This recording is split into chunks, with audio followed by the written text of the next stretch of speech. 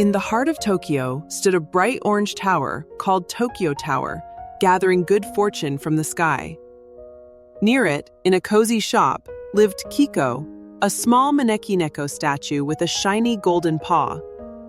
When no one was looking, Kiko came to life, watching over the bustling city he loved. One gloomy morning, Kiko noticed something was wrong. The trains were late, the vending machines were broken, and the cheerful energy of Tokyo was fading. Even Kiko felt his magical luck slipping away.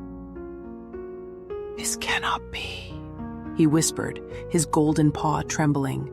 "I must find the cause." Kiko hurried to the base of Tokyo Tower, looking up at the towering antenna. He had heard from the elders that it was the tower's antenna that gathered good fortune. But now, he saw something strange.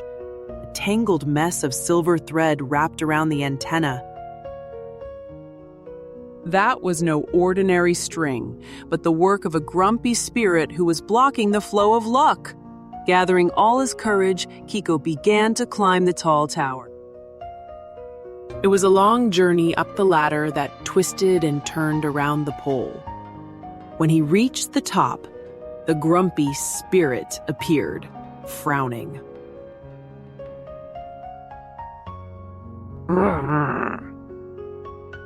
"Why have you come, little cat?" it grumbled. "I want to help you feel better," Kiko said gently. "If you let the luck flow, I will bring you 3 perfect things from Tokyo to brighten your heart." The spirit's eyes twinkled with curiosity. "All right, show me these things, and perhaps I will think about letting the city have its luck again." Kiko's first gift was a perfectly folded origami crane. He had folded it himself using a page from a bright red magazine. The spirit's frown softened as it admired the smooth folds and delicate wings. "This is beautiful," it murmured. Next, Kiko brought the spirit the silence from a peaceful temple garden. They climbed down a bit, and Kiko led the spirit to a small, quiet spot near the base of the tower.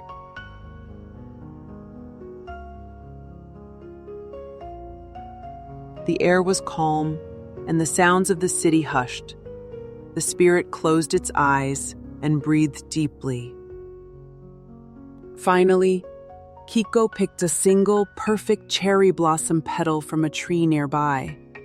The soft pink petal shimmered in the sunlight. The spirit smiled warmly. "Such beauty in a tiny petal," it said. With each gift, the spirit's grumpiness faded, until finally, it untangled the silver threads around the antenna. The great Tokyo Tower antenna began to hum softly, sending waves of good fortune down to the city below. Suddenly, trains ran on time, vending machines worked perfectly, and the city filled with cheer once more. Kiko felt a warm glow in his paw. His magic was restored. As the sun set behind Tokyo Tower, painting the sky with pink and orange, Kiko quietly returned to his shop, sitting still as the maneki neko statue once more.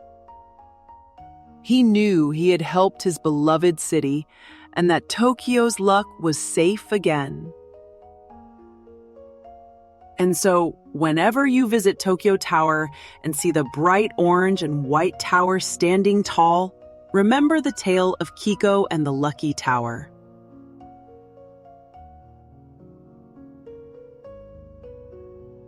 Because sometimes, even the smallest helpers can bring the greatest magic.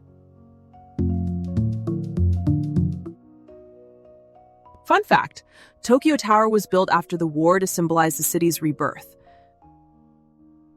Its colors and height make it easy for airplanes to see, keeping the skies safe while watching over Tokyo's good fortune each day.